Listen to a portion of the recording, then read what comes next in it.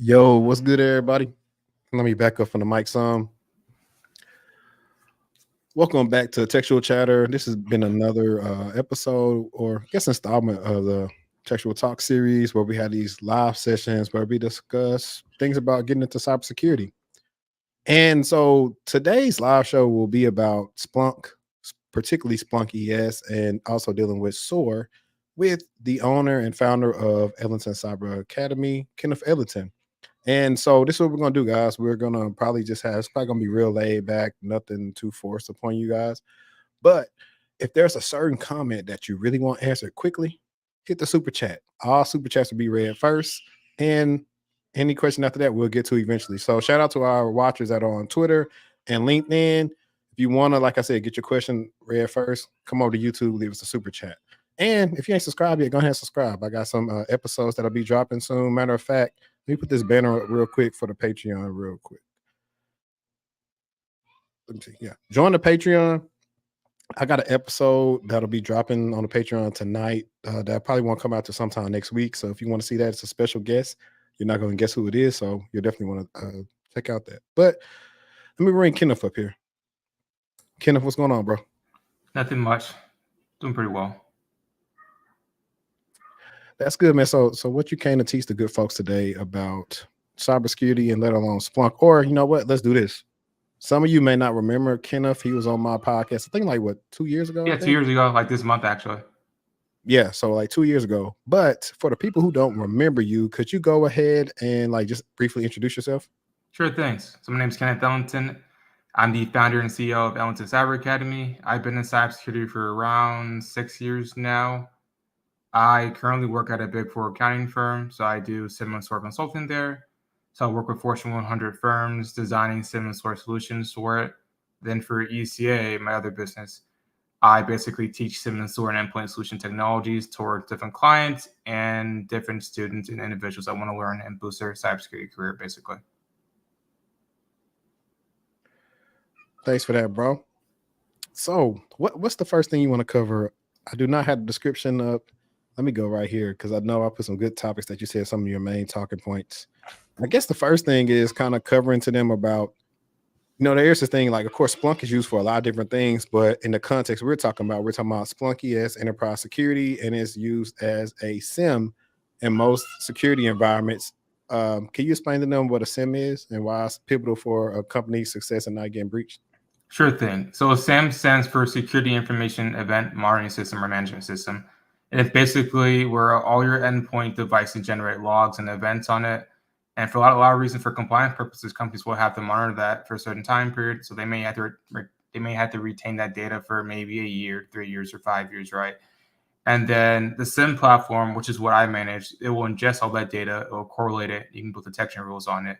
There's also a lot of new AI features with a lot of these SIEM platforms that you can do to automate a lot of different tasks.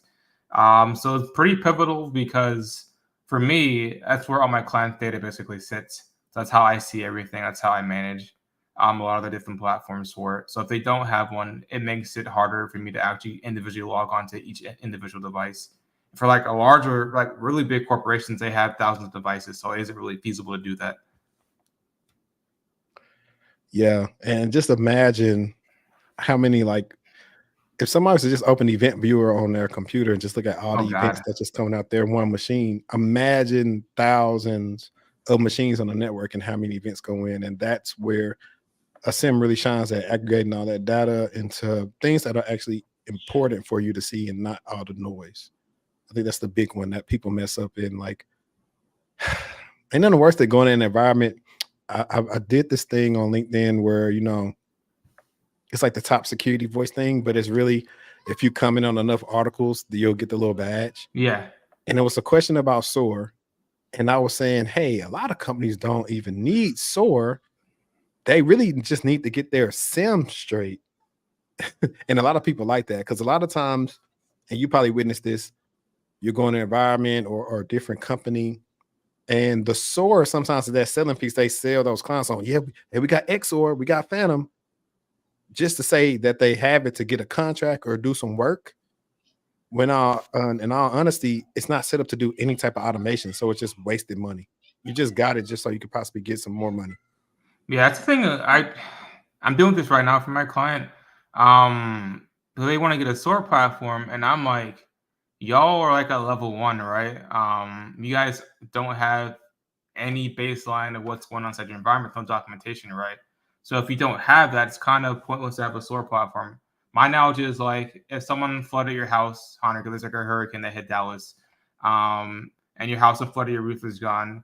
You wouldn't go towards a new construction worker or contractor and say, "All right, I want a brand new pool." You're gonna be like, "Well, the guy's gonna be like, well, there's no walls or tiles on your floors, right? Nothing's here, right? So you need to get that fixed first. That's why normally you will have a SIEM platform or you have like an XDR platform, right? The SOAR platforms will basically orchestrate all your other tools, so you're able to automate and organize your incident response process a lot cleaner. So if you don't have all the rest of the stuff fixed and organized first, it's not really going to be helpful. Exactly, because something else is it's nothing worse than you got the SIM, but now you got the different platforms or tools feeding into the SIM, and they're sending you garbage. Yeah, it happens quite often. Yeah, it's like really. So you said something I couldn't key on it because I was having to deal with something in the background. But let's do this then. Even though like I know our title, our thumbnail says "Is Splunk the best?" Outside of Splunk, what other SIM platforms have you worked on? Because most people say, well, he's only saying Splunk's the best because he's probably only used Splunk, so that's why he's going to say Splunk is the best. Have you used any other SIM platforms before? I've used QRadar, which is absolute trash. Don't ever use it. I've used that, and then Microsoft Sentinel I've used as well. So those are the 3 main platforms that I've used for like SIM stuff. For SOAR, I've used IBM Resilient. Again, do not use IBM products in my personal experience. I don't like the service or anything about them. I've also used XSOAR, and then I use Phantom as well. Yeah, Tavion just said something about Google Chronicle, and I've still yet to use Chronicle. I do want to take a stab at it. I wonder what Google plans on doing with that. And CrowdStrike's going to be coming out with their own SIM Oh solution. yeah, If a it's not log already scale. here. I've just been training with it as well. It's pretty cool. Yeah. For me, I've used Splunk, QRadar, I've used Arcsight, I've used Kibana. Trying to see have I used any other ones. Oh, McAfee's. Well, I don't even know if it exists anymore, but it used to be called like Nitro Trash. But out of all those, Splunk would be the best. I use Sentinel too. Out of all those, Splunk would be the best that I've used so far when done correctly. Especially if you want to know, if you want to see Splunk function on its highest level, go to like a Splunk conference, and they're gonna have all the add-ons and everything that you could do with Splunk and really show you how it could function when it's pushed to the max. But yeah, I would say Splunk. But you know what? QRadar isn't bad if it's done rightly. Yeah. I know one of the biggest issues we always had with QRadar was it was dropping logs. Like that was like a big issue with QRadar dropping logs, but it's fairly simple, but it's too many clicks. Too many clicks. That definitely is the case. It was odd. I didn't have like the features that I wanted with it. And then I remember I was on call. It was like during Thanksgiving, and they're like, "Well, Curator isn't working." I'm like, "Oh, well, I don't have access to fix it." They're like, "Well, I don't care. You still need to fix it." I'm like, I don't have access. I can't do anything to fix it." I'm like, what do you want me to do?" Right? Yeah. Yeah.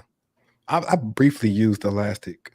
I agree. A lot of those things could be good if they have a dedicated person. Some of the better environments I came from was like everybody were at Optiv when we were on the client, and Tavion can attest to this. Every tool had its own platform engineer. So Splunk engineers, we had people for CrowdStrike, we had people for Tanium, we had people for at the time we were using Imperva, Tripwire, anything that was feeding into the SIM, we had like a platform engineer specifically just for that, and that made getting stuff done in there like super easy. So when it comes to SOAR, which one you take? You taking Phantom or you taking XOR? I would say, in my opinion, I think XOR has a better threat intelligence feed for a lot of their stuff. I do like Splunk Phantom's integration piece a lot better, especially because I use Splunk a lot. So this depends on what your needs are, really. XOR, I would say, is the most popular platform for SOAR automation, and then probably Splunk Phantom is second. Nice.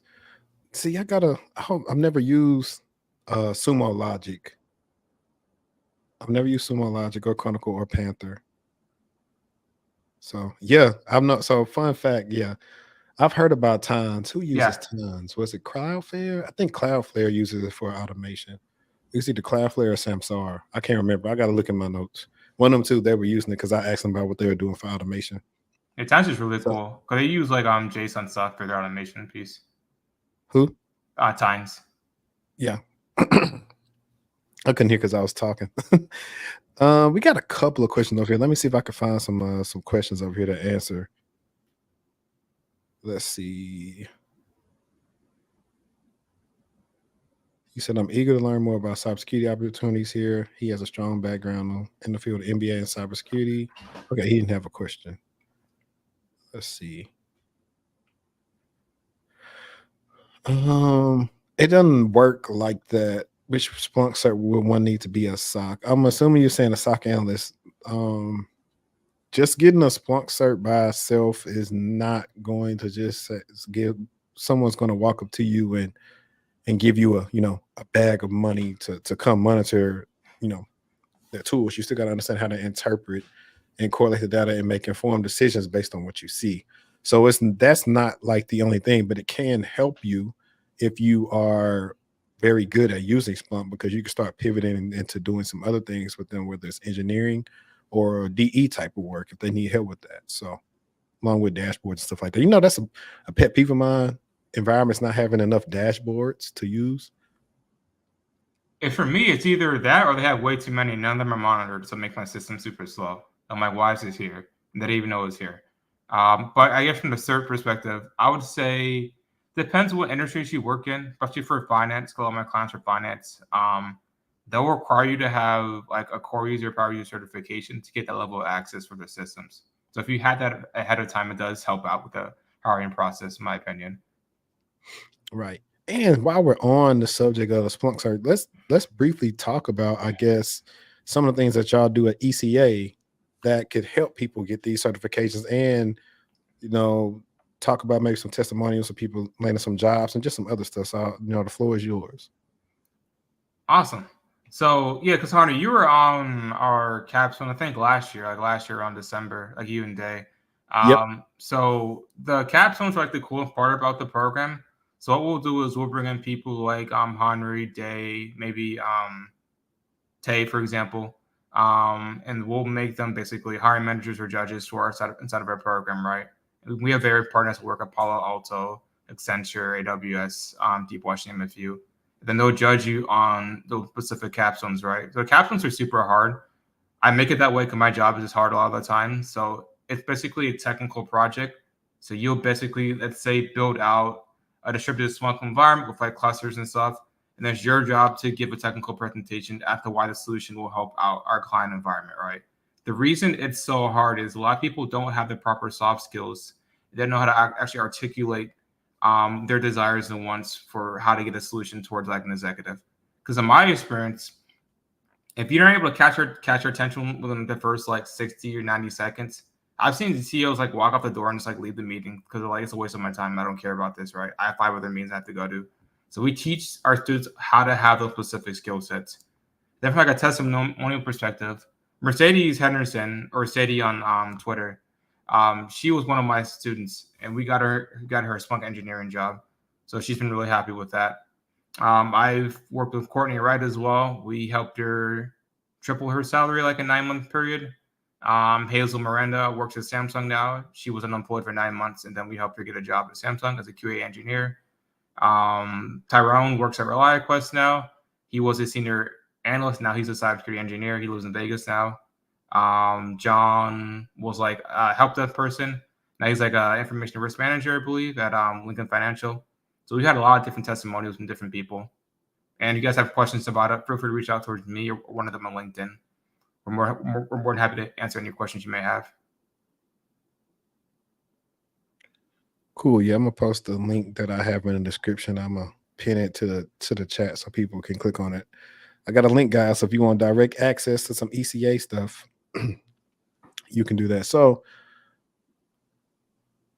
you started off, I think, strictly in Publix. You were doing, I know, Splunk stuff. Were you doing some analyst work, or was it engineering work there? Also threat intelligence analyst. So I did MITRE research for different malicious activities inside of our environment. It was really cool.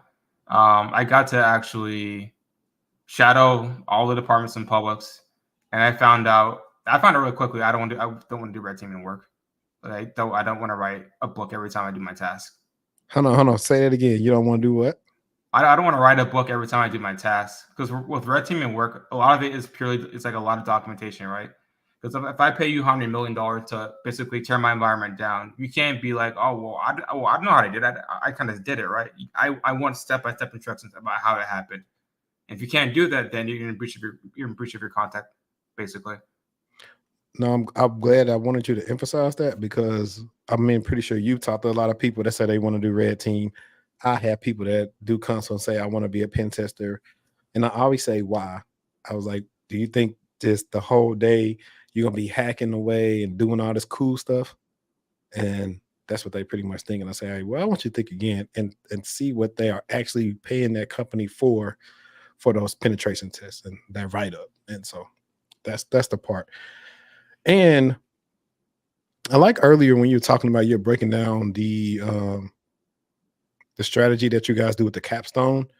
It was pretty cool. I'll talk about my experience of actually doing that, guys, because one of the hardest things to do for people trying to pivot is simulating a real work environment and you being able to be comfortable in an interview on your own. I think that's like the hardest thing to do.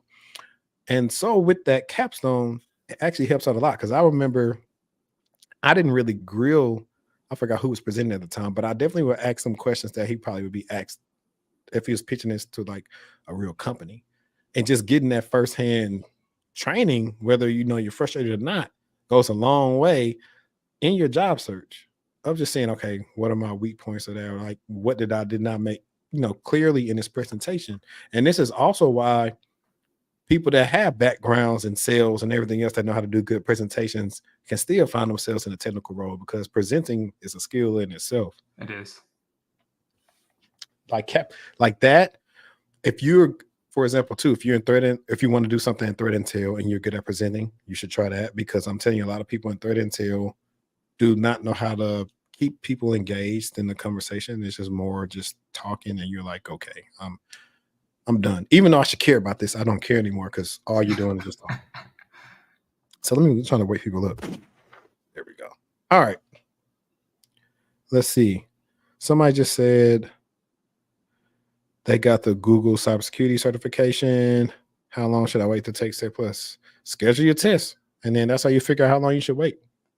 That's what I would say. Schedule your test, because you already worked on this knowledge. It should help you pass it. You don't want to put it off.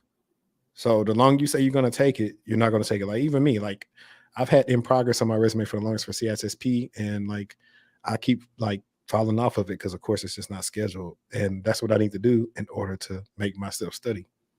So it don't just go for y'all, it go for me too. So I need to follow the own things that I'm saying. I just have been so preoccupied with other stuff, but nah, schedule the test, find a voucher, whatever you can do. I think completing that, I don't know if it gives you the voucher to take Sec Plus, but I think it may give you some money off. I don't know. I could be totally inaccurate. Somebody could look up the terms for me. I haven't looked at that stuff in a while. Oh, this is a good one.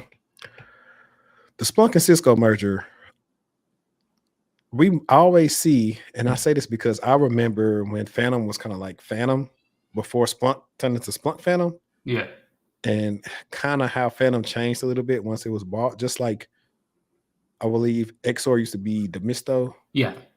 And on one hand, I've seen Palo Alto do good things with the companies they acquired. Because I think they acquired Dig and Talon.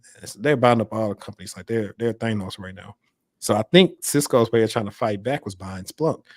Now, I know we saw some layoffs and some other things happen. These things typically happen with mergers and acquisitions. Just, it's not anything new. But what do you think about the merger and acquisition? Do you think they will let Splunk still operate like independently, and will it still be a good product, or is this where now some other platforms who haven't been as successful as Splunk can start standing out at like some of the mishaps they may make by being taken over by Cisco? What you think? So I would say more than likely, because given the amount Cisco paid for it, they're going to more likely let Splunk still be Splunk. I know they're talking about doing some different integrations with some of their XDR products to enhance it. But at the core, I still think Splunk is going to still be the same platform for the most part. There might be some tweaks here and there, but they spend like $28 billion on it. Normally, when companies spend that much money for merger and acquisition, they normally keep the product the same for the most part. If not, they just would have built their own platform. So I don't think there'll be too much of like game-changing changes for inside of Splunk, in my opinion. Bet. All right, so Betty said Google actually gives you 30% off the Sec Plus test. So there you go. Go ahead and book your test and try to take it within maybe like the next month or two. And then after that, probably don't get any more certs. Focus on some skills. And I actually want to circle back because I know the guy asked about what Splunk cert or something they can get. I know on Splunk's website there are different pathways you can probably go, and I'll probably try to pull it up while I let you talking a little bit. But from you guys' breakdown on like how you kind of introduce people to Splunk and probably like a roadmap for them, what do you normally advise people to get for their Splunk certs early on in their career? Normally, we suggest that for them to get the core user certification, then a power user certification. So the core user certification isn't that hard, but I tell people still to take the exam just to make sure you know the materials. Because one of the issues, or I guess one of the interesting things I always find that people tell me, "Oh, I know Splunk and cybersecurity, right?" I'm like, "Oh, sure thing." Then in the first like 2 weeks, like, "Wow, this course is really hard." I'm like, "Well, yeah." I'm like, "That's what I told you before you signed up." Right. So we always make people start from the analyst track before they go to the engineering side to make sure they have the proper skill set for it. One of the things that is my pet peeve is I work with people, a lot of times my clients that say they know Splunk or cybersecurity and they don't actually know it, right? So normally I suggest towards them core user first, power user. And then once they hit the engineering course, start to study for admin certification.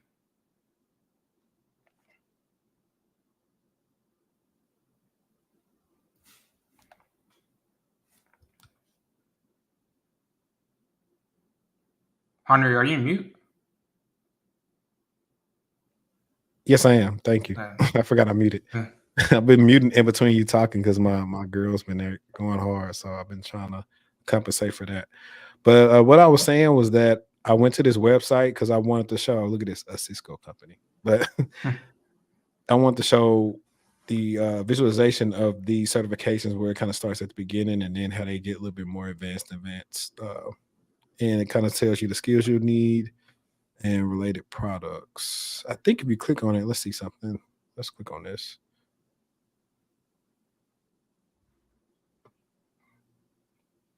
So it gives you a little bit more information on this, on who should take this exam. So guys, one of the things I see as well with people who are failing to get in cybersecurity is you're not researching enough.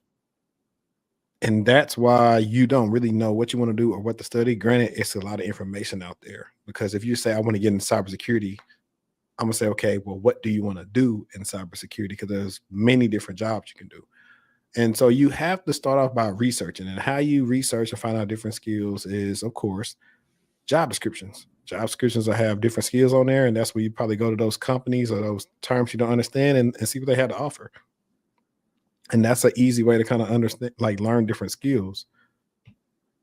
Man, I want to know if I can find that roadmap or not. So yeah, we got the okay. So what are the certifications where like people can actually like probably maybe start doing like their own C2C Splunk type stuff where they have like these certain certifications? Because I know in certain situations, companies may say, hey, we want a client to do this, but they have to have like these certifications for us to consider them. Now that is a thing on certain jobs.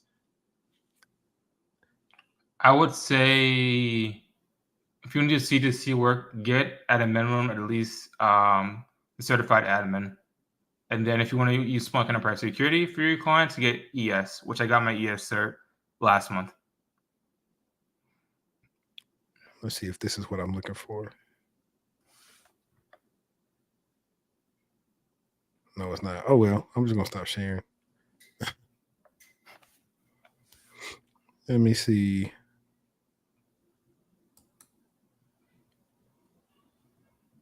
It's time to schedule it, Mr. Oh, Clay. Oh, yeah. I talked to him Yeah, last month. Yeah.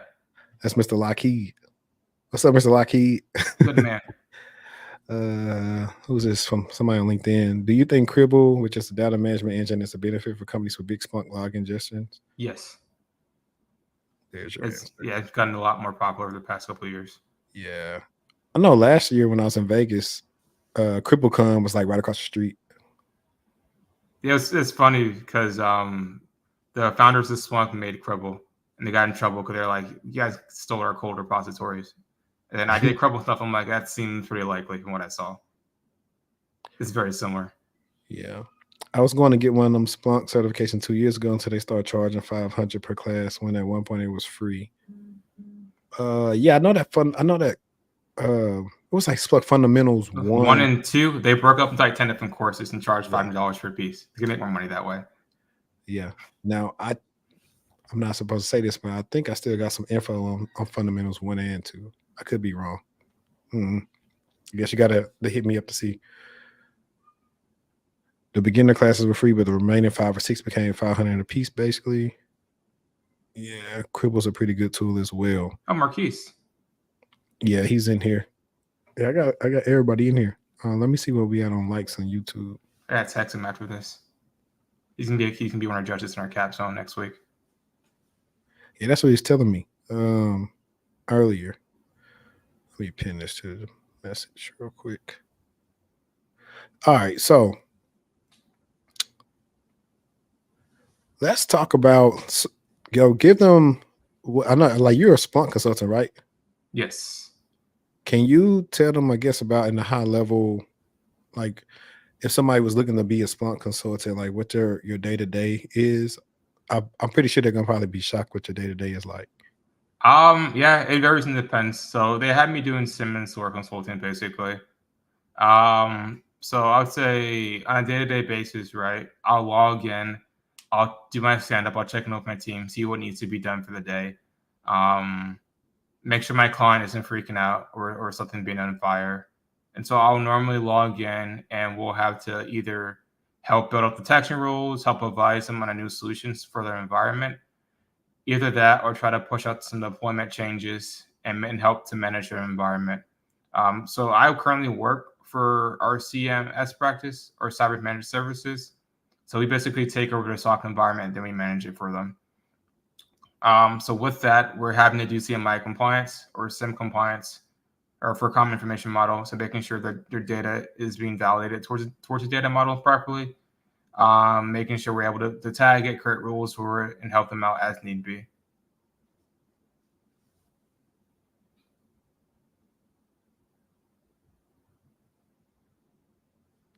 I had muted on the board. Now, would you say that your role does require like a lot of talking and a lot of Zoom or Teams meetings? Yeah, because I work for a Big Four consulting firm, meetings are just a part of daily life, basically. It's not as bad as it used to be, because I'm a lot more technical in my role now. But it depends on the client. For like a lot of clients, they'll make you meet. You have a meeting like every 30 minutes, which sucks really badly. It's very annoying. It's stuff that can be in the email like in 5 seconds, but they want to meet with you. And then you'll meet from like 8 to 5 at night, and then you have to do your job afterwards because you were in meetings all day, which sucks. Yeah. Somebody just said, maybe I missed it, but what Splunk certs are recognized in the industry? I mean, to me, any Splunk certification, because they all come from Splunk, the more important question is, what do you want to do with Splunk? And then that's how you kind of figure out what certifications that you may want to look into, because they do start getting pricey. So you got to have a plan with getting them as well. Yeah. For example, if you want to do specifically cybersecurity and you want to do like SIEM and SOAR specifically for Splunk, then I would suggest getting enterprise security admin and then getting the SOAR automation one as well. If you want to do cloud stuff with Splunk, get cloud admin. If you want to be an architect with Splunk, get the Splunk architect cert. If you want to be a Splunk consultant, then get the Splunk consultant cert, right? It just depends on what you want to do. So funny that you said those roles. What have you seen salary rise for some of those roles? It depends. Specifically for Splunk or just like SIEM and SOAR in general. We're gonna stick with Splunk right now, and then Okay. of course we can go more, high level after that. So if you're like a principal Splunk, detective engineer, architect, your total comp can be anywhere from like 150 to probably 275. I think it could be. I think we're probably going. I don't want to say too low because I think it depends on the company. Yeah, it can be higher. For a deep watch, that's around their range because I've interviewed with them pretty recently. Yeah, I've seen. It really, dang it! Like, what is going on with my thing? Like, I was trying to search something. I was going to Indeed, and then we was gonna bring up like I typed in like Splunk Enterprise, and I was just gonna go to like the highest like salary thing, but for whatever reason, it's not coming up. But yeah, so also since it's an ideal world, since it's engineering, technically that means like you could possibly be done in an ideal world with no cause or none. You probably could be done with your work that you have to do for the day, probably in like 2 to 3 hours, couldn't it? Yeah, you can definitely do that. Have you had days like that, or it's kind of like you kind of make it seem like you busy, so they're not trying to give you more work to do? You have to know to finesse it, but just to make sure that your client's basically happy. As long as your client's happy and your tasks are getting done, normally your managers don't really have an issue with you. For the most part, it depends what team you are, but for my team, they don't really mind. So as long as my clients are happy, I'm there to answer any calls if need be. You should be fine. Just make sure your phone's next to you. They text you. Yeah, that's how I used to be. I know, like, when I was like not really in the queues, it kind of was like either the meetings I knew I had on that day, or I was just handling stuff that was escalated to me. I probably wasn't doing 8 hours of work, but it was very like crucial work whenever I had to do the work. That's how it is for me too. Right. And I typically tell people like, depending on your skill set and where you're at, you can get to a level where you're like not super busy throughout the day, but it really just depends. But some people want to go from zero to going to doing that. You can. I know we're talking about this before the call. You just have to make that your life for a couple of years, which is what I did. I didn't go. I didn't party. I worked. I went to school and I ate and I slept. That's it. Yeah. You see that thing that I got up there now from Lee? Yeah, that's correct. If you don't know how to actually properly manage the infrastructure around Splunk, it's not going to work properly. The people underestimate how much data they're ingesting. So if their infrastructure isn't set up for that, if the infrastructure is set up to ingest 10 terabytes per day or something, but they're actually generating like 30 terabytes per day, you're going to have issues. Tell me about it. What do you? So you don't do any of the like the build out like the log sources and like you said like the terabytes of like seeing how much is incoming, or do you work with that part too? It depends what client. So for one of my last clients, I did. I was mainly infrastructure. So we would have to either help deploy applications, new configuration files inside their systems. There's an issue with their servers, we'd be there to troubleshoot it, and then we would build up metrics for that as well. And for other clients, I've worked more as a lead detection engineer, like I'm working on my clients right now. So I'll lead the team meetings. I'll answer any questions the client has, even though they won't be happy with my answer. Even though it's from the Splunk docs, I'm like, hey, this is what Splunk says. But it's a work in progress. Yeah. So I want to get back on some more security related tasks. Hey guys, remember, like, ask your questions. Like I said, if it's something super crucial, send a super chat. But let's talk about how some of these people made in a typical way, outside of engineering path. We'll stick to some more security operations, incident response type of things. Like, let's say they're just learning Splunk on their own and they want to do detection engineering. How would they be able to learn how to write detections? Maybe, well, granted, there are tools that can help you do this, but in this situation, maybe we're going to act like Splunk doesn't, I mean, that tool doesn't exist. How would they learn how to write detections for Splunk? Like So this, no, go ahead. I'm sorry. I was just gonna say normally, how I learned was when you get to practice every single day on this basically, which is what I did.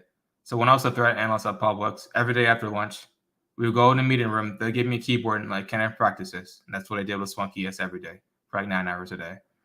So that's how I got really good at it. So practice is a really big thing. If you get stuck with something, Splunk documentation is probably the best vendor documentation that I've ever seen in my career, honestly. It's very organized. It's very straightforward. It's very easy to search things up inside of it. So probably go like the Splunk Lantern. They have a lot of built-out detection rules that you can use as templates. And then from there, you'll test and tune your rules as need be. So basically, you play around with it, see what it works, see what doesn't work, and then just keep trying to iterate from there to try to get your answers straight. Yeah, in this scenario, we're gonna say maybe they're not like at a job where they use it. Like, so for example, I know through Splunk you can at least download like a whatever copy of it, but it can like I think that you can put X amount of data in your little Splunk instance. Oh yeah. So you can do like a one-time upload. You can go to like Kaggle or something like that, which you teach your students how to do, and you can download It's called what? Kaggle, Kaggle. Kaggle. Okay. And you can download different data sets that may vary. We do game data sets, bakery stuff, Linux stuff, infrastructure stuff from around the state. So it's pretty cool. Yeah, because I'm gonna say I know like you can download regular Splunk. Can you download like regular like Splunk ES for free? Oh no. It's the second mortgage to get that Henry. So outside of like you being able to do like notables and everything else, what is the biggest difference for the regular Splunk and then Splunk ES? So with Splunk ES, you can do the correlation searches, right? But you can't do normally inside of Splunk Enterprise. So Splunk Enterprise is a log management platform, and Splunk Enterprise Security is a SIEM platform. You can't just purchase Splunk Enterprise Security. You need to have Splunk Enterprise first, right? So Splunk Enterprise can be for DevOps, operations. It can be for sales, and be for BI stuff. So there's a lot of different use cases for it. Splunk Enterprise Security isn't just for security use cases. That's what it's designed to do. So all the extra functionality with correlation searches, building out detection rules, right? Certain dashboards and certain features and functionalities, right? SOAR integration, that's mainly for Splunk Enterprise Security. Yeah, and so this is one of why, and then we'll get some pushback right here, but this is why I tell people, especially if it's based on cost and what they can afford, I say, hey, you can go learn Sentinel as a SIEM platform for much cheaper than Splunk. That would be correct. And I think it's just because of ease of use. If I go into Azure and say, hey, I want to create Sentinel, it's done like that. And then you can start learning how to put logs in there and throw stuff in there. Like, I think it's a little bit more feasible way of doing that, because to me, and this is from a IR SecOps perspective, if you know what you're looking for, you can use any SIEM platform. I really don't like when job descriptions say, oh, must know how to use Splunk or this and that. I'm like, if the person understands how to answer the question and what to look for, they'll be fine on any SIEM. They'll just have to figure out how to search in it. Yeah, the syntax work. They'll be all right. And a lot of people will try to make you a stickler for like, okay, I've never seen this, but if you give me these scenario questions, I'm going to knock them out of the park, regardless of what SIEM platform you use. Like, hey, like for example, there are EDRs that you just will not be able to get your hands on by yourself. Like you're not going to be able to touch Tanium. You're not going to be able to touch CrowdStrike. You're not going to be able to touch Sentinel-1. Now you can't touch Defender. That's what I'm saying. That's the only reason like I just really rock with Microsoft, because they'll let you at least use all these things on your own in an environment where the other places are gate kept, which in a way, if you got this experience, people who aren't in the field can't get the experience. It gives you a leg up on just roll just based off of what it is. Now, you can embellish and say you know how to use CrowdStrike, as long as they don't have to put it in front of you and tell you how to navigate it. Yeah. I mean, so you could test your luck. Thankfully, we have a partnership with Sentinel-1, so our students get to use their platform. A word. I've been using the one a little bit. I haven't used it in years, so I don't know what upgrades or changes it's been. But I remember at one point in time, it really was doing its thing. I don't think it'll ever capture like market share from CrowdStrike, but I think it still can trend in the right direction if it keeps getting better. It's super cool. I like what it can do. So Justin said if you're gonna pay the bread, he'll rather pay you. I appreciate that. And Bara is asking about try hack me. I guess what about it? I have played with Splunk and other SIEMs as experience. I mean, you can you use it, but the only thing I don't like about try hack me, try hack me teaches you bad habits. Try hack me will tell you to wild card some crap and search for it because they know their data is a limited data set. It's not like in an environment where stuff is coming in. You can't just go into an environment and wild card everything. So I wish they would show you guys how to figure out what's your index, what's your source types, yada, yada, yada, so you can make your searches better than just wild carding some crap. And then your search taking forever, or it gets put in the queue, or somebody or an admin stops and say, hey man, you're using too much data. Like you need to figure out what you're looking for. You can't just do that here. Yeah, that's one of my pet peeves in general when people say, "Oh, Kenneth, why would I pay all this money for you to train me? I can get it done for free." I tell everyone, nothing's ever free, right? There's some cost towards it, right? It's either time or money, right? Well, a lot of like try to hack me resources, right? It's a good place to start out, but a lot of the best practice and a lot of little niche things that I've learned the hard way, I can teach you that in 5 seconds, and compared to you spending months to try to learn that by yourself. And that's what you pay when you get with me, basically. Right, which is why we do the capstones, right? A lot of that you can't do that by yourself, right? Try hacking is not going to do that for you, which is why we do it for our students. Yeah, I have some some things. I don't know if I'll make content off of it soon, but Marquise and I are working on some ways that we can enhance people using platforms like the Try Hack Me's and Hack the Boxes.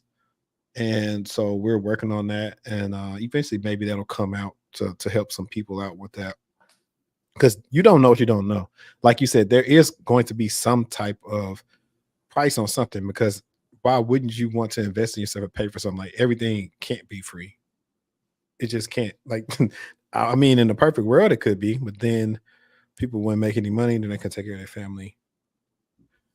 Oh, we skipped this person. Sako Kage says, is Splunk power user worth it for someone specifically interested in being a SOC analyst role? I mean, yeah, I can't say it's going to hurt you against it. I think it'll help you look good on your resume. Yeah, if your firm's asking for it, they may require that for you to get promoted to a senior analyst, and I would definitely get it if that's the case. Patrick says he's been trying to knock out a Splunk Core certified user course on Udemy. I even used ChatGPT to make a study guide too. Like I said, they used to have the stuff. I'm pretty sure the material has not changed much over the years. It's like pretty much kind of the same stuff. So also, I think the only problem sometimes with using, and maybe Pat is still on here watching, is using those like the Udemy's and everything else, is that if you're not actually touching the SIEM and you just theory knowledge, I don't think it helps you that much in the long run. If you want to actually do something with Splunk, you're just learning the theory behind it, but not what actually happens when you do the stuff it's telling you to do. Yeah, no to anyone that wants to do Splunk, right, or any similar sort of technology. I can tell really quickly when someone's BSing me, right? And you can tell that really quickly too when you did the capstone, Andre. It's very obvious if you don't prepare or you never actually touch the platform hands-on. So don't do it. Yeah. Yeah, so you can try, but you can't BS nothing, because you're gonna ask you questions that you would need to know, like why do I need this, or why can't I just do this, or that. Let's see. He said, "Oh, he's going along with it. He plans to get his reps in." So I'm assuming that means that he has a Splunk instance that he's possibly using with the core user. So that's cool. So, and here's a fun word. We talked about detections, but like use cases. How had you in the past come up with use cases? Has it just been stuff from you researching? Have you been collaborating with threat intelligence? Like, what's been like your go-to of that? Like, because I will tell you sometimes on a job interview, you may be asked something about You will. detections and use cases. Even as a level 1, they may ask you. And so you're going to have to give them a good answer of your, your understanding of it. So specifically inside of Splunk, a use case basically is just a safe search, right? The use case may be a dashboard panel, maybe an alert, it may be a report, right? So normally what we do is, depending on our maturity level for our clients, right, we'll have like a list of use cases that they should have based on the data they're ingesting, right? So I wouldn't suggest for them to build a use case for Palo Alto if they have checkpoint logs, right? That doesn't make any sense. Normally, like the standard ones, they'll ask for like Linux OS logs, Windows OS logs, their EDR platform, so Cortex XDR, CrowdStrike, something one, where the case may be.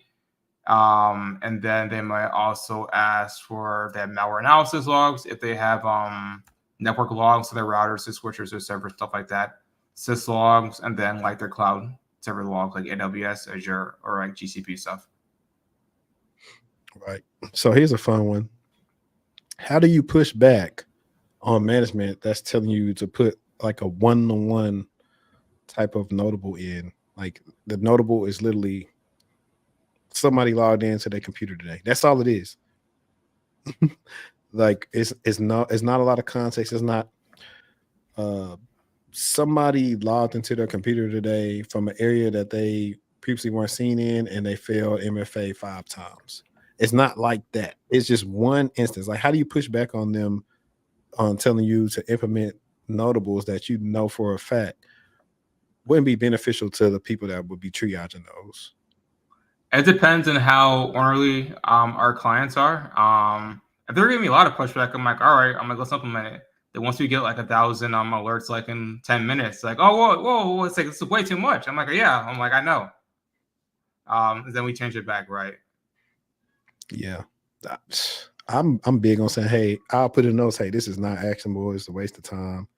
This is what happened. If I see it over amount of time, I'll do that. There are like, and then other ones is like when we was talking about getting new tools, or you got these new tools that come in, and so now almost all the default rules and the tools on, and you just getting alerted on everything. You're like, bro, what are we doing here? If I'm focusing on all this stuff, the day it's actually legitimate, we'll miss it. Like that's the epitome of crying wolf and SecOps. It's like a lot of bad rules to where you're focusing on these bad rules. So every time you look at this thing, it's been a low for the longest and you're just disregarding it. And so by the time your bias comes in, it's a true positive, it's too late. And then they want to get mad at you. But really, it's on them because you put garbage out for 3 months. Now all of a sudden, it's supposed to be good. And y'all are increasing the amount of logs they put in the SIEM and alerts, but not making them more enriched and more efficient. Yeah, firms will do that a lot. They don't have like a plan. They don't understand their baseline for what it actually is, right? And if you don't understand your baseline, how can you know what is abnormal behavior if you don't know what normal behavior is inside your environment? And then going back to documentation, which they never have for some odd reason. I don't know why. Tribal knowledge. You got to go find the person that found the person who did the role 4 years ago, and I hope they still the company and find out the information just for them to say, I don't remember. I remember from one of my last clients, they were a bank that was getting bought out, and they only had they fired or they laid off everyone from their Splunk team. So there was just one Splunk architect for their entire environment. They're ingesting like 10 terabytes per day, I think. I felt so bad for him. He was always busy. I felt really bad for him. We had a very specific question over here for you. It says, can you explain to users who would like to get their Splunk ES certification, what frameworks do you recommend for building effective detection rules in Splunk ES? So normally I suggest for them either NIST or MITRE. Those are the two most common ones. A lot of government agencies use that as well. A lot of financial institutions will use that. For MITRE, it helps you to map out and think like the attackers do and follow their thought process. There's a lot of direct integrations with that inside of Splunk and Splunk Enterprise Security, and then SOAR as well. And then for NIST, that's really big for GRC stuff. So a lot of reason for compliance purposes, I help my clients map out their log sources towards NIST And normally with NIST, right, you want to start to go from being reactive to proactive, meaning you want to actually start to prevent attacks from happening, right? So the more of your logs are inside that source, right, for proactive, the better it is for your company. No, that's for sure. I've been asked about MITRE before, and in a funny way, I guess, but I was like, look, every notable CrowdStrike detection, whatever looked at, has always been mapped to something in MITRE. So I was like, go back to that, and you can see what it's attempting to do. But it just always goes into that whatever they were trying to make, just it didn't hit what it's supposed to be on, and I kind of hate that. Can and I don't want to get you in trouble with this. Are there any funny client interactions that you could possibly talk about at a high level without getting yourself in trouble? Let's If it's see. not, plead the fifth, and then you don't have to say it. I'll plead the fifth. My company doesn't like me anyway, so I'm just gonna get in trouble. Yeah, because they're like, hey, we seen you on live on LinkedIn. No, I always talk about just McAfee and just how trash that was of just going in there. Like I was working through like WannaCry. Like that was my welcome into the world Oh damn. of WannaCry. It'll be similar to starting out as a doing IR work or being a SOC analyst when like Log4 Shell happened, and like your company's like stuff is not good at all, and like you're literally dealing with Log4 Shell for like months and weeks at a time. But for us, literally, that's all we did.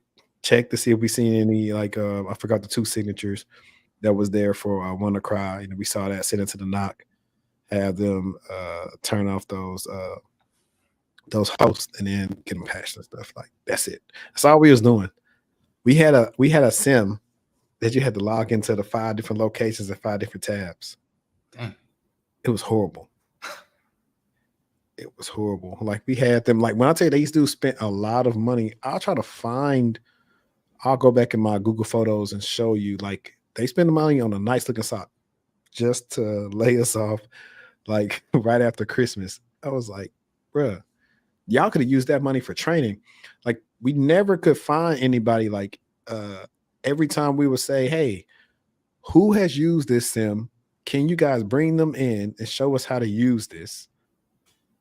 They never could. Like they were bringing professional services to us. Professional services was coming in there talking to us about the auto war and everything else. And we was like, this is all good, fam. But how do we do this with this tool? Right, training. It was no training. So when I have a consult with a lot of people, I tell them a lot of times, like, hey, I ain't gonna hold you, but you might not even get no training, to be honest. You might just have to thug it out and figure it out. But what that job did was it showed me everything you shouldn't do in the SOC. And then the next job literally was like everything you should do. And the scariest thing for me at the time was going to a new job at Optiv, and we were on the contract, but the clients made the new SOC analysts like perform. They gave us like 10 use cases and come up with like response actions for these. And so we didn't have like time to ask client like contextual questions about the stuff they gave us, but we went super in depth at the time. And it was so funny. Like we knocked it out of the park. Our stuff was better than their current supplier, who was DXC at the time. Oh, nice. No, it was not nice. DXC, DXC waited up until almost it was time for us. Like, so I got hired. I started June 1st, 2018. We were set to take over the contract July 1st, 2018, 12 a.m. They waited like a couple of days, like right before that, to give people access. Only like 3 or 4 of us had access at 12 a.m. So we were all there. We didn't have enough time to even be in the environment yet. We were just like, it was crazy. I probably worked that first week on that client, probably like 40, 50, 60 hours. Dang. Like, because at the time I had no kids or nothing. So that's also how I started off doing night shift, because I was in grad school too. But it was a fun experience. I mean, coming in, At that time, the office was like probably like 5 minutes from my house. Like I- the good days when like going to the office wasn't bad because you stayed right where you by you worked. But yeah, I was like, bruh. So, but it was cool. It was a learning experience. It's like one of those things I always like if I'm going into different interviews, I'm always talking about that experience because it's like when I let them know who it was for, it was like, oh, okay, we know they have like a solid team over there, and they got some good stuff over there. So I just tell you, like every situation will not be ideal, but it's about what you make it. That's So true. Orville Henry says, I am 37. I started IT late. I feel like I could make it tapping in with you guys. Yeah, I mean, it's no right or wrong age to start. I've seen people start around the age. I've seen people start later than that and get in. And it's really about putting your best foot forward and putting the effort in to learn new material. You're gonna at this point be a lifelong learner, and so that's what you're just gonna have to focus on. Is like learn new things. Like right now, we talking about Splunk. In 5 years, we could be talking about another SIM platform or something that utilizes AI more. Speaking of, I actually want you to touch on that. Is what have you been seeing from what Splunk is going to be using AI for and like course machine learning and all that good stuff? Like what have you been seeing for that? So I know they want to like enhance some of the what is it, the machine learning toolkit they have to automate some of their processes and make their searches better. So I know that they might come up with a feature where you can kind of auto write some of your SQL searches. So I know they've been trying to develop that. So I'm looking forward to seeing how that works. I'm going to guess their first edition will be pretty crappy, like all AI stuff is. But it'll get better over time. Yeah, I think it's funny. I remember I used to be some times like Marquise can attest to this. I had to do something simple one time in Splunk. It was something small that whatever my code or something wasn't working. But he helped me out. He helped me figure it out. I think I actually one time too. But that would Yeah, help though. Because like yeah. it's like a lot of times I know exactly what I want. But sometimes even going through the documentation, I'm just not able to figure out what it is. And I think at that time I didn't have like I used to be spoiled with like a freaking savant, a Splunk savant. Like he knew how to do everything, set everything up. And I used to learn from him. I'd be like, yo, John, I got to here, and here. Like, what am I missing? And he'd be like, yo, got time for a quick Zoom? And then that's how I would learn stuff. That's a real key. Like I'll tell anybody right now, if you start a new job or about to start one, hopefully you can find somebody that's smarter than you or like the best person there and be their friend or show yourself worthy to be their friend. And they should help you actually fast track some more. Wicked Zeus just became an IT support analyst. Your videos gave me motivation and somewhat a path to get to cyber and higher tech. Ah man, shout out to you, man. Shout out to you. That's what it was. It was renaming the field. It was a simple thing. I think That's I really easy.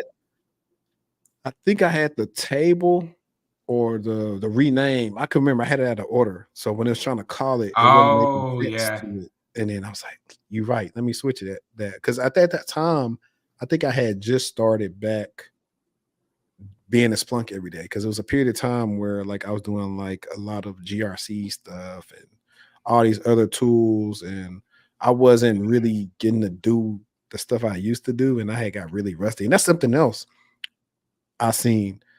People will go through like your course or they'll do all this try hack me stuff. Okay, hang on. Let me read what they say. Do you ever do LinkedIn resume reviews? I work full time, but in the last year of my free time, I've done the Google search and got sick plus, been having a hard time choosing my next move. Yes, I do. Matter of fact, I used to do them like as a standalone service for like LinkedIn reviews, but now like I'll do a brief one like through a consult.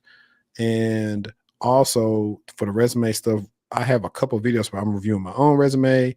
I have a video where I'm reviewing like a critiquing like a subscriber's resume. And then I have a whole live session that I did with Erica and Tiara, my other two career coach friends.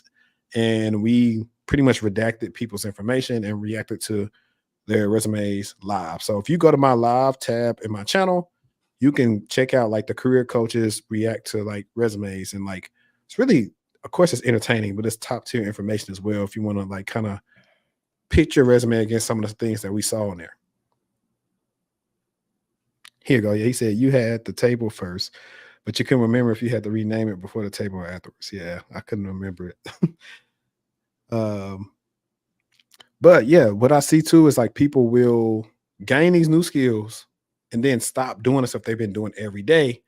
So now a month or two after that, they don't really they ain't retain the information because they're not doing it every day.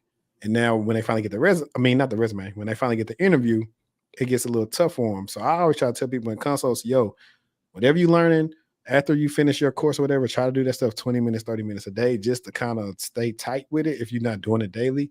If not, you'll forget and you have to start all over again from like trying to do that stuff. So I was like, Yeah. please try to like find some new stuff to do. Like get a what's this tool? Dang it, I can't even think of the tool that it's another tool that I found for projects. But you can like get some type of Trello, Jira, and some of the things and like put some projects on there so you kind of stay active. Let's see. I know we got some other questions on there. So Sako Kage says, what are some growing pains when you see a new environment? Are there normalities or SPL commands that work for every customer? So these are two questions. With the experience and seeing a new environment, you'll be fine because you have enough experience based. Let me land this plane. I'll make it even easier. Let me go solo real quick. I ain't been solo all night. So with experience, it gets easier because you can fill in the gaps that a new person can't. So when a new person starts in their environment, every alert they see in a SIEM, they're going to think it's bad and they're going to be like a dog trying to chase a car. An experienced person with 3, 4, 5 years in, they already know how to go back through and look at trends and see if this is even something they should work on. They know how to go through emails, tickets, team messages, documentation, and try to find all the information they can before they even have to possibly escalate it. And as time goes on, after a month, 2 months, 3 months, 4 months, 5 months, they really start getting a feel for their shift and what happens. And so it's like, I'll make this easy for you. You at your house, you get home every day at 8 p.m. Your girl get there at 8:30. And so that's every day. But now all of a sudden, this new car you don't recognize come up to your house at 9:15. And so your antenna's gonna go off. It's like, man, what is this? Who is this person? Or what's going on? You're gonna kind of be ready to defend or what's going on. So in the environment, it's the same thing. Like you'll be there. Okay, I already know what's happened. Now it's something that you don't recognize that's came in, and whether it's a low, medium, critical, or high, you're gonna look into it. It's like, I've never seen that before. What is going on? And then now you're gonna try to, based on the data that you got and the activity you got, you're gonna make a fair decision if this should be escalated or not. So I hope that answers your question. And then he asked about the normalities for the SPL commands. I mean, there are simple commands, and I'm bringing Kenneth up here. Searches that you can run to find the fields that you want. So whether it's like I was talking about earlier, indexes and source types, that'll definitely let you know what you have in the environment, can make it easier on you on the search. Now, some people may have their field names named different things, but you can pretty much find those out, and then you can start really crafting out like your different searches that you may use on a regular. But for the most part, a lot of companies may name stuff the same just for normalization, and makes it easier for people to come in right away and start searching in the environment. Yeah, it's pretty accurate. I would say there's base searches that I have saved that I'll use for different client environments, and then we'll tweak it for whatever the needs they have, because their fields may be slightly different or named slightly different. So you have to tweak and tune your searches as need be. Right. Yeah, Notion is one of them, but it's another site. I was telling Marquise about it, and it's pretty cool. I found it, and I was looking through my bookmarks, and I do not see it on here, whatever. So if I can't find it, I'll probably put it on my community tab. But it's a cool, what you call it. Darius Green says, yes, that definitely messed me up. I got rusty after getting a Google security certification and past Security Plus. You must study every day to keep the knowledge. Yeah. Thanks for all the advice. I've been staying busy with the Blue Team Level 1 free content and Hack the Box sock path. Nice. Hit the ground running with data models and pivot tables.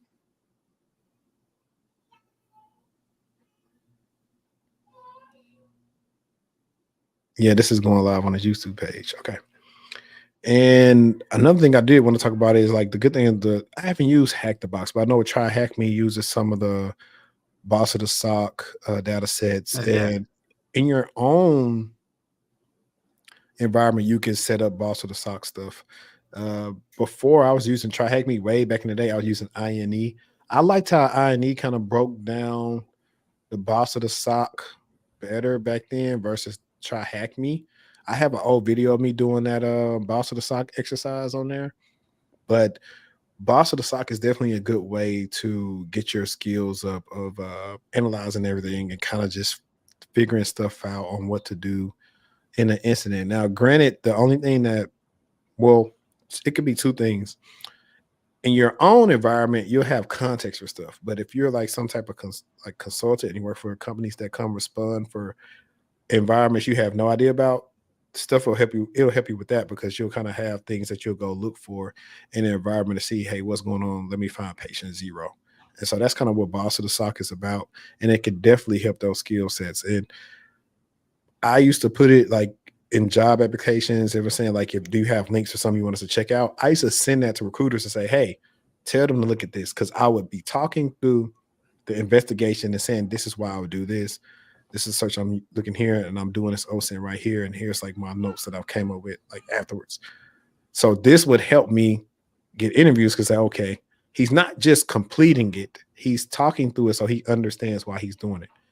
And so that's a big thing that people run into when they try to go blue team is they don't really understand the ins and outs of everything. They got all these different skill sets, but they don't know how to make them form a straight line just yet. That's the thing. The tool is called linear. It's called linear. It's similar to like Notion and stuff, but it's pretty cool. This person said, is it worth updating the Splunk certificate from the old cert, Splunk Fundamental 7.1 to Splunk Core? I mean, unless you just want to. I mean, I guess we would need to know what you want to do with Splunk in order to answer those things. And we got like 5 or 10 more minutes left, guys. I want you to get your questions in before I let Mr. Kenneth go. And I thought I did send you an invite to the Linear project.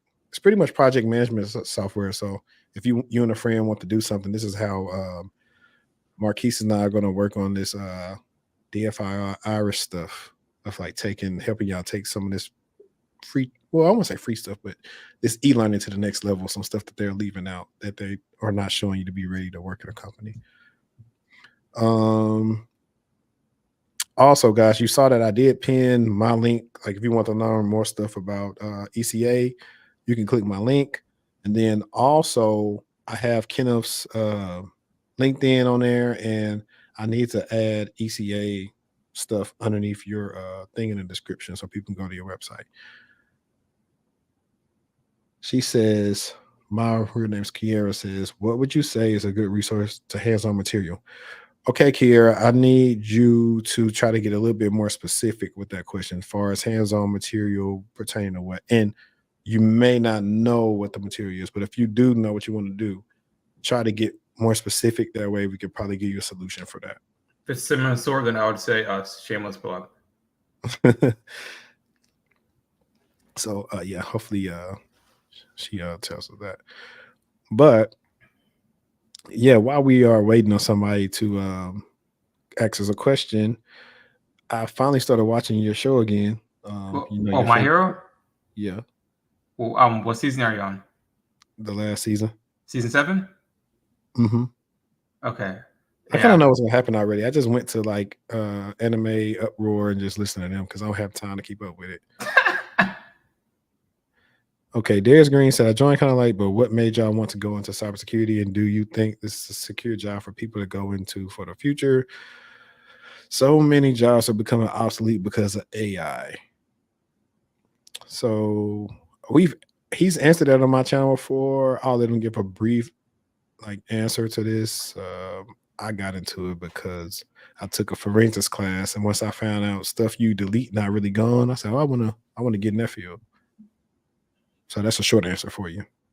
For me, it was the fact that I didn't want to do IT. I didn't realize cybersecurity was a thing until I got towards my junior year of college. And then I had the opportunity to meet one of my directors for public supermarkets for security. This is why I tell people to let people know what your true desires are so they're able to speak on your behalf when you're not in the room. That's what I've always done. That's why I teach our students. And so someone remembered that I want to do cybersecurity.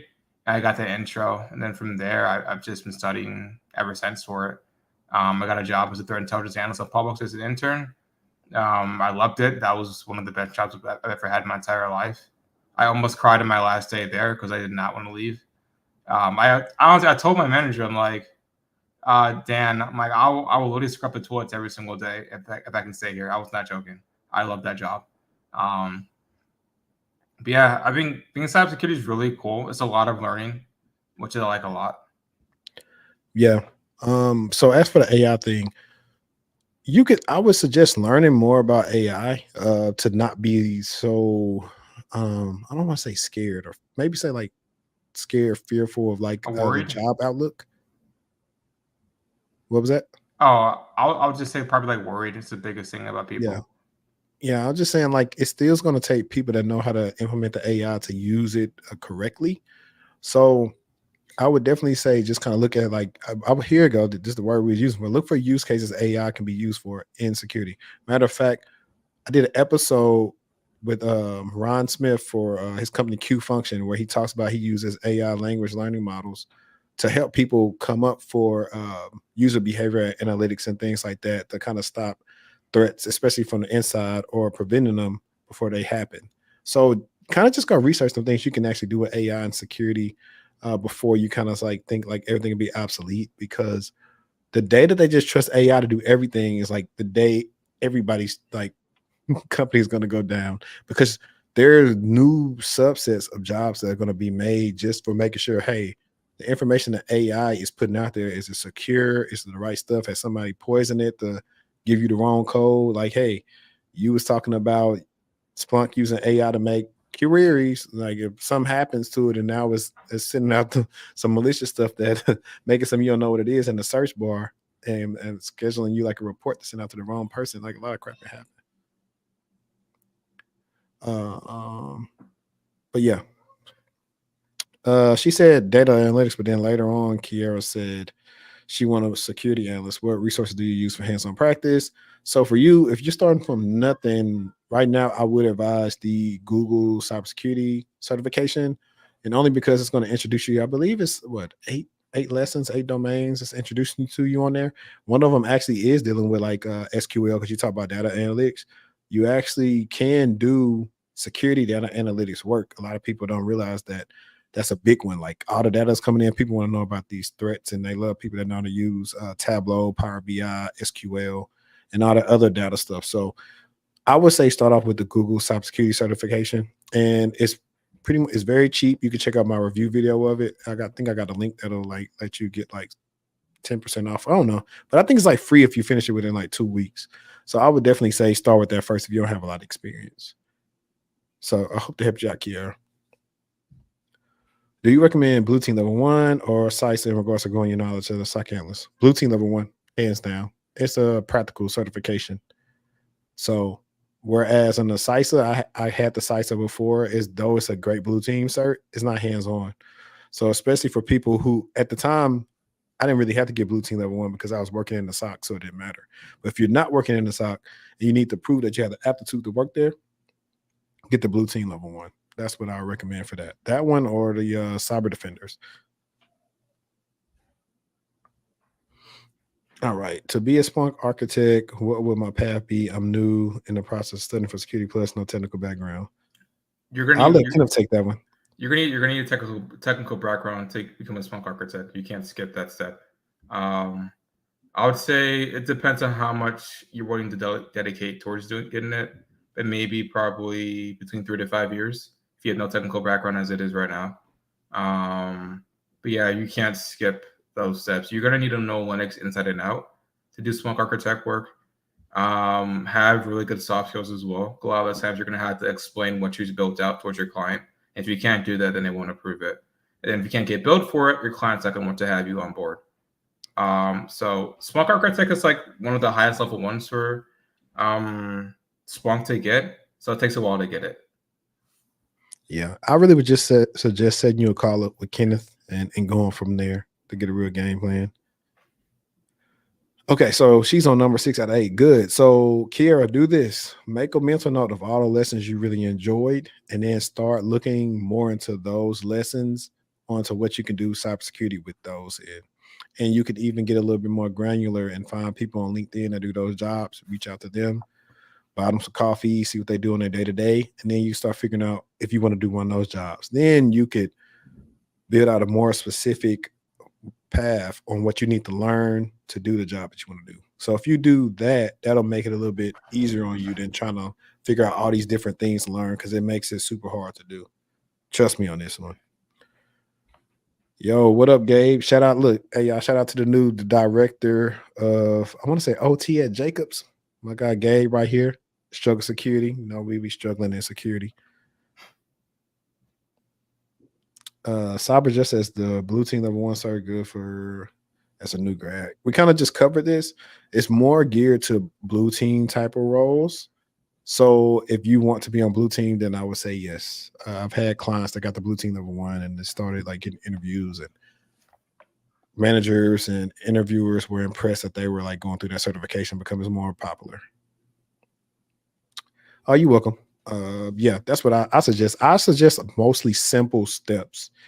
And like, you know, I'm a boxing fan, y'all. So like, you can try to do all that fancy stuff you want to, but once you master the fundamentals, you're gonna always win the fight. Like if you got bad fundamental flaws, you're not gonna get far in your career. So it's the same thing when it comes to my advice. I'm not gonna try to go tell you to go do all this stuff that you're not gonna remember. Like simple stuff in the beginning, it's gonna help you out. It'll give you a better, clear path on what you want to do.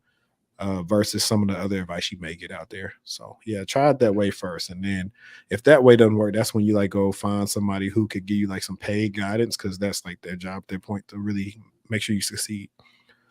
I do boxing, kickboxing. I can attest towards that as well. Fundamentals are very important. Yeah, man, you gotta go listen to the advice from Michael J. White. All right. It's the Hack the Box CDSA good for soft skills. Somebody just mentioned that to me in a consultation, and I have not reviewed what is covered in it, but from what I saw on the website, it seemed like it is. I just don't know much about it to recommend it just yet. So one day I'm probably going to sign up for Hack the Box and just see if I can go through the stuff and see what it entails. That way I can give an honest opinion on it. Joe Fields, just saying what's up. Thank you both for all the info. This is my first time catching it live. I appreciate you, bro. Appreciate you. Yeah, man. You can hear more about Kenneth's story on my actual podcast, the TechTual Talk, where he talks about he went from Publix to working for a Big Four accounting firm as a cybersecurity consultant. So you can definitely check that out. Okay, once you get into a new role in the SOC, generally, how is the onboarding? Do they just throw you straight in, or is there a week or two to let you know how things are done? Depends on the company, bro. Depends on the company and what level they bring you at. If they bring you in as a senior or principal type of level person, you're not getting that much training because they expect you to know the stuff.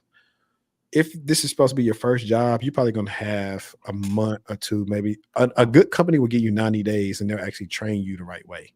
But a lot of companies will not train you. And if you're not catching on early on, they may start saying, we might have hired the wrong person. And I've seen this happen before. So don't be scared, but if you're confident in what you know how to do, you should be fine. But in a perfect world, you probably get 30 to 90 days of training. In a perfect world. So I hadn't seen that in a while. Normally I'm just thrown in. Yes, I would suggest getting a Linux cert. I would suggest learning Linux at any path in cybersecurity because Linux is needed. Like definitely learn Linux, like for sure. And then send up your Linux environment and send that stuff into your Splunk or a Sentinel instance. All right, we got like 3 minutes left for questions. Let's make sure y'all get these things in here. I know some of y'all got to go to work. My people on the East Coast is pretty much 9:30 just about for y'all. It's bedtime. Somebody just asked about that. Or just Red Hat. I'll go Red Hat over Linux Plus. I'll go Red Hat over Linux Plus for sure. You see that in a lot of job descriptions, and it's much more money. But just knowing Linux in general can still help you stand out. and learning some scripting. We was talking about SQL, so learning SQL, some Python, definitely pretty good. Like I definitely plan on learning SQL a lot more, because what you'll find out too is some of these companies don't have typical SIEMs, and so they're using like data lakes and things of that nature, to where they're using SQL to do these big queries, and so they like people that know how to use SQL.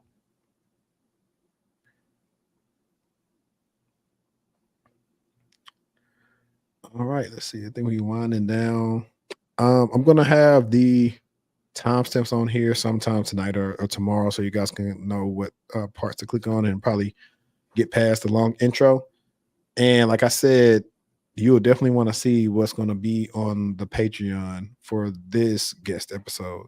You guys will never guess it. It's a good one, and I think you'll get a lot of stuff out of that one and the next Patreon episode. So I appreciate everybody for tuning in. We're going to do more of these live streams throughout months, just to tap in with y'all. Actually plan to do some more of the late night live streams with the crew, where we're talking about these breaches and everything else. Like what happened that was just funny. They just outlawed people from using Kaspersky antivirus, which I don't know why you would still be using that. Advanced auto parts was leaked. Let me see something. It was something funny. I know it was something I should have shared with y'all. Let me see real quick before I get out of here.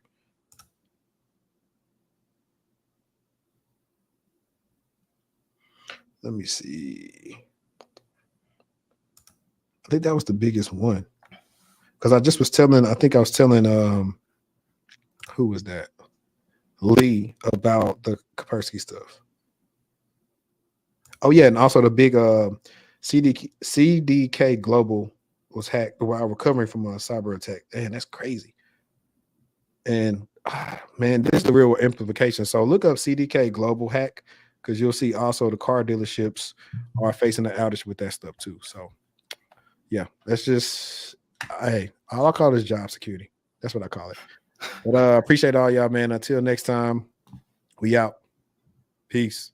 See you guys.